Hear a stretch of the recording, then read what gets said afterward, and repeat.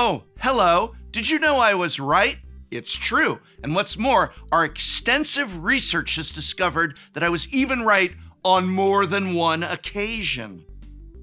Yup. For 11 years now, whenever a new set comes out, I have tried to identify which cards from that set are best for a particular format. In the old days, this was just for the modern format, but then I expanded to Pauper, and then Commander, and recently I even did my very first top new cards list for Standard. What can I say? I love supporting niche formats. Hope it takes off. In all, I have made over 100 videos on the top new cards for a particular format. For Kamigawa Neon Dynasty, my number one pick was Boseiju. And hey, just where is that card played now? Oh, that's right, everywhere. Snap. Called it. I also called Lotus of the Dream Den for Ikoria, a card so good they had to errata it. And then it's still played just about everywhere it's legal. Hey, here I am highlighting Tybalt's Trickery back before Kaldheim even hit shelves. The red counterspell so nice it even sees some legacy play. And I named Sojourner's Companion as one of the best new Pauper cards from Modern Horizons 2, The Revenge, as well as the Artifact Lands and Shatterstorm. How'd those predictions pan out? Well, both Companion and Shatterstorm had to be banned in Pauper. And those Artifact Lands probably would have needed to be banned too, but they banned my precious Atog. My Atog, all gone. Why, Pauper format panel? Why? Atog banned for the sins of those Artifact Lands. Well, I'm writing a strongly worded letter to Gavin Verhey. Again. Even going back 10 years to my second Commander video ever, I talked about how powerful and, at the time, underrated Sen Triplets was as a commander. This was before EDH Rec, before MTG Goldfish, before that one episode of Game Nights. So yeah, I've actually been right quite a lot over the years. And I've even been right in reverse when I've talked about the nuance of a very powerful card still not being ban-worthy. I just don't think that this will be too strong for Standard to respond. I do think this combo will become the scourge of Arena Best of One. So yeah, I said Leyline would be good, but not too good in Standard, except of course in Arena Best of One. You can of course hear my full thoughts if you rewatch the video, but the gist is that I identified that since there is a ton of great efficient removal in Standard, this powerful combo can still be stopped in its tracks. I said the issue with it would be in Arena Best of One, and guess what? It's now been banned in Arena Best of One. When I posted this video, many Magic the Gathering players thought I was off on my assessment. They said that the very existence of this combo, coupled with the fact that the leyline was still powerful, even in games where you aren't necessarily killing on turn 2, is problematic. Okay, well, let's peek at the Standard metagame at the recent Magic World Championship in Vegas, and that might give us an answer. It turns out only 3 of the more than 100 players who showed up at the literal most competitive Standard tournament of the year put Leyline of Resonance in their deck despite Gruul Aggro being the most played deck in the room. Gruul Aggro, of course, being the Standard deck that I recommended when Bloomborough hit shelves. Many Gruul Aggro players came to the conclusion that the Leyline wasn't worth playing despite its upsides, as the downsides of having a dead card in interaction-heavy games was too great. The most notable player to run Leyline was pro player Jean-Emmanuel Depraz, last year's world champion who registered 4 copies of the Leyline in his main deck, but then boarded them out in games 2 and 3 in most matchups. So if you don't want to take it from me, take it from one of the best players in the world. Leyline of Resonance is a great card game 1, but not good after people have the ability to sideboard. All of this got me thinking, out of literally hundreds of picks over the years, which times was I not only right, but right about a card maybe many Magic the Gathering players really didn't see. I mean, let's be honest, I wasn't the only person who identified how powerful Boseiju or Lurrus would be. So what are some of my picks that I'm really proud of? Well, presented here are not only the top times that I was right in a Top New Cards video, but rather the top times I was right about underrated cards during a preview season. I invite you to watch and let me know, were these card picks ones that the majority of Magic players saw coming, or did I manage to identify a hot new single in my area that many Magic the Gathering players overlooked? Well, let's take a look. Oh, and speaking of calling shots in Magic the Gathering, do you think they'll ever unban Jeweled Lotus? Well, either way, I'm giving away 100 of them in a matter of days. That's right, this Thursday, November 7th at 11 a.m., and then again on Sunday, November 10th at 3 p.m. Pacific, we're giving away 100 Jeweled Lotuses. So tune in Thursday and then again on Sunday because we're giving away 50 Jeweled Lotuses on each show, and that's 100 total over the weekend. This entire weekend, starting on Thursday, is the Whatnot card show, the biggest card show on Earth. And Whatnot wanted to go big. So they said, how about you give away 50 Jeweled Lotuses? And I said, it's banned. And then they said, why is it still $50? And I said, I don't know. And they said, well, maybe give away 100 of them. And I said, okay. Whatnot is just if eBay and Twitch had a baby. People stream cool items to either auction off live or list at buy it now prices in their store. And right now, if you create a brand new account, I'll give you a $15 credit to spend anywhere on Whatnot. I'll have Tolarian Community College playmats and academic deck boxes and signed cards and all kinds of other goodies. And you get a free $15 credit to spend on whatever you want. Maybe just get some draft packs of Magic the Gathering. Claim your $15 when you create a new account at www.whatnot.com/invite/Tolarian College. And then show up and hang out with me this Thursday and then again on Sunday as I give away 100 Jeweled Lotuses, 100 of them. They're worth $50 each. Why? I don't know, but getting one for free is still pretty sweet. So tune in and hang out with me and maybe you will get one. I can't explain to Whatnot why this banned card is still worth so much, but I can say thank you, Whatnot, for giving me 100 copies to give away to my viewers. Ooh, and thank you for sponsoring this video. First up, we have a mythic rare from a recent set that should not have flown under the radar as much as I feel that it did, especially given its precedent. But since Phlage, Titan of Fire's Fury, was a heavy Boros card, and since Boros was one of the least played color combinations in Modern prior to Modern Horizons 3, many Magic the Gathering players thought the third installment of the infamously broken Theros Titans would be held back by its casting cost. Here's what I thought of Phlage, though. Phlage is a much better card than many Modern players are giving her credit for. She will certainly see play in the 4-color Omnath deck, but I wouldn't be surprised to see Boros decks of all flavors crop up to support her, a welcome development for a color pair that has been underpowered in Modern for quite a while.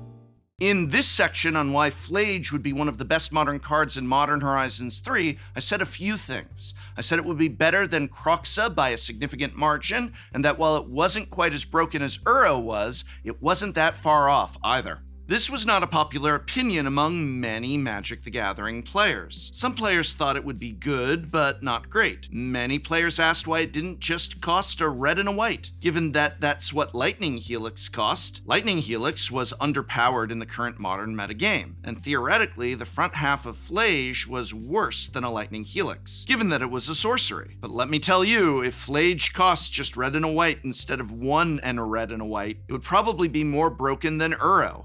Even players who didn't have that particular gripe about Phlage's 3-mana upfront cost still thought having to pay double red and double white for the escape cost was too much to ask. Maybe they thought it was a strong card, but they didn't think it had a clear home in the format. Look at the Modern metagame now. These are the top played decks in Modern according to MTG Goldfish. These decks make up half the Modern metagame. Phlage is at minimum a 3-copy staple in at least 4 of these decks. It's even a common sideboard card in some iterations of Ruby Storm. I'm counting that one as a win for old Prof. Speaking of underrating an escaped Titan, would you believe that Uro was underrated in Pioneer when it was first previewed back in January of 2020? In Modern, sure, everyone and their mother could point to Uro and then point to fetch lands and say, hey, those two look strong together. But in Pioneer, where there are no fetch lands? Believe it or not, many Magic the Gathering players didn't think Pioneer was capable of putting enough fodder into the bin to consistently escape Uro. I wasn't fooled though. Check out what I had to say about the card. From there, you will just have to play a normal game out until you can escape it or help speed up the process with cards like Satyr Wayfinder. It's card advantage, it's ramp, it's life gain in a very fast, aggressive format, and it will end games. Going over this card now, as I'm just filming the script that I wrote, I almost want to push it to number 1. It's bonkers pushed and powerful and absolutely one of the best, if not the very best, from Theros for Pioneer. Dang, short hair 2020 prof. If you loved Uro so much, why didn't you just put it at number 1? Oh wait, what did I put at number 1? Oh yes, I put Heliod at number 1. That makes sense given the combo spring and summer that followed. Looks like my picks really were on fire for that video. But back to Uro. 2 things I said in this evaluation that I want to highlight. First, that you would eventually have the fodder necessary to escape Uro just by playing a normal game of Magic. And second, that you can speed up the process by playing 4 copies of Satyr Wayfinder. Both of these points proved true very quickly, as Uro quickly, or as quickly as a slow win condition like Uro can, rose to the upper echelon of Pioneer cards. During the long half year of Combo Pioneer, where Heliod and Walking Ballista, Inverter of Truth and Thassa's Oracle, and Underworld Breach and Lotus Field were 3 of the absolute best decks in the format, there was really only one real non-combo deck that could consistently compete. Sultai Delirium featuring, you guessed it, Uro. This was your classic Sultai value pile, filled with cheap disruption like Thoughtseize and Fatal Push, and plenty of ways to fill your graveyard for Uro, including Satyr Wayfinder, which I called out in my top 5 video. Uro was first banned in Standard in August of 2020. It was then booted from Pioneer and Modern at the same time in February of 2021. So despite the initial hype surrounding the card primarily focusing on Modern, it turned out the Angry Nature Titan deserved just as much preview season attention in Pioneer as well. Moving backwards in time, let's talk about a prediction of mine that I made all the way back in July of 2016. This one wound up taking a little bit longer to be proven true. Sigarda's Aid in Modern. What did I have to say about that again? Alright, coming in at number 3 is another pretty contentious card as far as Modern is concerned, but I think that time will tell that Sigarda's Aid is going to see a lot of impact in the format. I thought time would tell. I just didn't know it would take 3 years to tell. Let's hear more of what I had to say. That's good, interesting perhaps, but not really what makes this card great. Keep reading for the real meat. Whenever an equipment enters the battlefield under your control, you may attach it to target creature you control. This card is very reminiscent of the banned Stoneforge Mystic. You see, all that Sigarda's Aid needed to be a busted Modern card was for that second line of text to really matter. In other words, a powerful but cheap equipment whose primary downside is a hefty equip cost. At the time of Eldritch Moon preview season, there weren't that many equipments that met this description. So the best I could come up with was equipping a sword of X and Y or a Batterskull for free. It wouldn't be until the summer of 2020 when M20 gave us Colossus Hammer that Sigarda's Aid would really start to pop off. Even then, the Hammer Time deck, as it was eventually dubbed, wouldn't be anything more than a niche deck popularized by Saffron Olive until Modern Horizons 2 gave us Urza's Saga. From that point on, White Hammer decks featuring 4 copies of Sigarda's Aid would be one of the absolute strongest archetypes in Modern. Well, at least until that deck was power crept out of the format with the release of Lord of the Rings, and then Modern Horizons 3. This is Modern we're talking about after all. Magic's most popular rotating format. Still, looking back at old predictions, I can't help but feel vindicated that time did indeed prove the value of Sigarda's Aid in Modern. Especially given that the comments of that video were full of people telling me I should have mentioned Thalia, Heretic Cathar, in my top 5 list. Thalia, by the way, has certainly not stood the test of time in Modern. In November of 2016, not long after my Sigarda's Aid prediction, Commander 2016 was released, which featured 5 4-color commanders. Though all of them were strong in their own right, only one made my top 5 list. And it's the one that, in my humble opinion, has best withstood the test of time. Atraxa, Praetor's Voice. Now, number 2 is the only one of our new 4-color commanders to make this list, and so obviously, out of all 5 of them, I think it's the best. Now, when I say best, perhaps I should clarify. What I mean is both the most powerful and also the most flexible, allowing for a wide variety of deck types and strategies. That commander, of course, is Atraxa, Praetor's Voice. Atraxa's Praetor's Voice is bonkers powerful. Build anything from Super Friends to Infect to any of those nasty, spiky commander decks that'll make you as beloved by your friends as Phyrexia was by the Coalition. Fast forward 8 years to the present day, and let's see where Atraxa ranks among her four-color brethren, according to EDH Rec. Oh, hey, look at that, she's number 1. No, not just among the other four-color Commander 16 commanders, I mean among all commanders ever. I called it. There are an utterly absurd 35,000 Atraxa decks listed on EDH Rec, ranging from Infect and Super Friends, like I mentioned in the video, all the way down to Sagas and Energy decks. Most players at the time thought Idris was the best of the 5 commanders, and certainly it has a much splashier effect, but his ability is much narrower than Atraxa's, and he's reliant on the combat step. Atraxa gets value in the turn she comes down and never needs to get into the combat trenches if it's not safe for her to do so. Of course, given her keyword soup, she's always happy to bonk in for 4 life-linking vigilant damage in the air if there happens to be an open opponent. In an era where this month's power creep tends to out-creep last month's power creep, it makes a lot of sense that Atraxa is the C16 commander, best positioned to adapt to the steady influx of powerful cards. She just makes all your best cards better without ever doing anything other than sitting in play. You can build her a billion different ways, which is, in theory, what Commander's all about. But honestly, she's so good at doing whatever you want her to do that many Magic the Gathering players would rather run a weaker Commander just to make their games more fun. She even showed up in our recent Cube episode of Shuffle Up and Play in the aptly named Proliferate Cube. As always, if you'd like to see that episode, it is linked in this video's description. Yeah, she's broken, okay? She was broken in 2016, and she's still broken in 2024, and I was right. Idris never got nothing on Atraxa. Never, ever. Last but certainly not least is an integral card for one of the best decks Modern has ever seen, the Eye of Ugin Eldrazi deck from Pro Tour Oath of the Gatewatch. Before Eldrazi winter was even upon us, it just so happens that I singled out the best card that would be in the infamous Eldrazi deck as my number 1 pick from Oath of the Gatewatch. Coming in at number 1, it's Thought Not Seer, which will immediately be a full playset of in these new Black X Eldrazi decks. The Black X Eldrazi decks have been devastating the landscape of Modern as much as the Eldrazi devastated Zendikar, and they are getting an absolute gift-wrapped present in Thought Not Seer.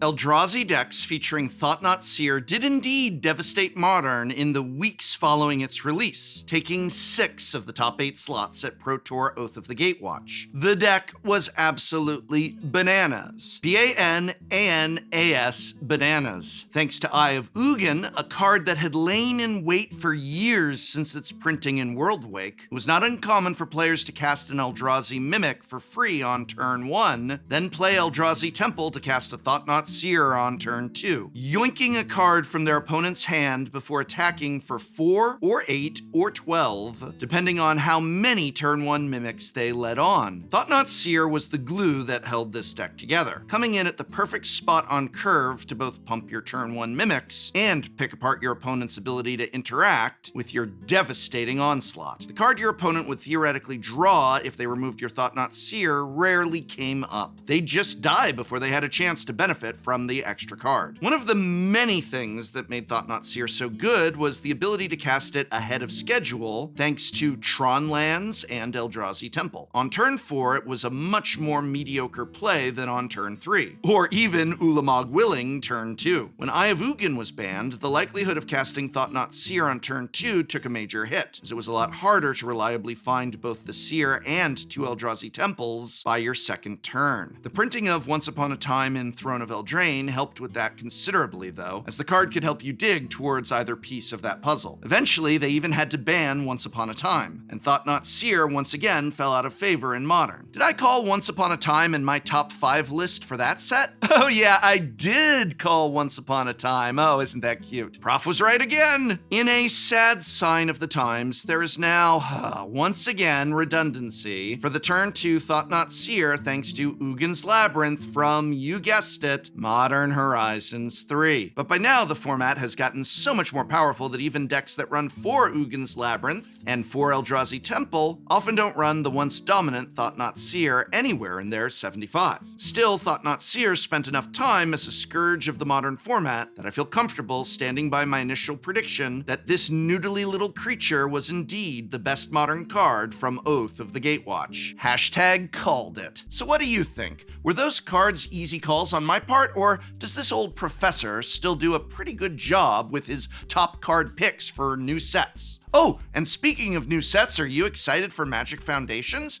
Any cards that already caught your eye? Let me know in the comments below. Speaking of hot new cards, I'm giving away 100 Jeweled Lotuses this weekend during the Whatnot Card Show, the biggest card show on Earth, this Thursday, November 7th at 11 a.m., and then again on Sunday, November 10th at 3 p.m. Pacific. We're giving away 50 Jeweled Lotuses on Thursday, and then 50 more on Sunday. That's 100 Jeweled Lotuses total over the course of the weekend. Look, maybe Jeweled Lotus will be unbanned one day, and maybe it never will be, but even right now, even banned, it's worth $50. So, I don't know, maybe come get a free $50 bill? I think a free $50 bill is good. Why are you complaining? Stop complaining about a free Jeweled Lotus. All right. I'll also give you all $15 credit to spend on Magic cards and accessories on Whatnot. Just create a new account via www.whatnot.com/invite/Tolarian College and you get a $15 credit to spend on anything on Whatnot,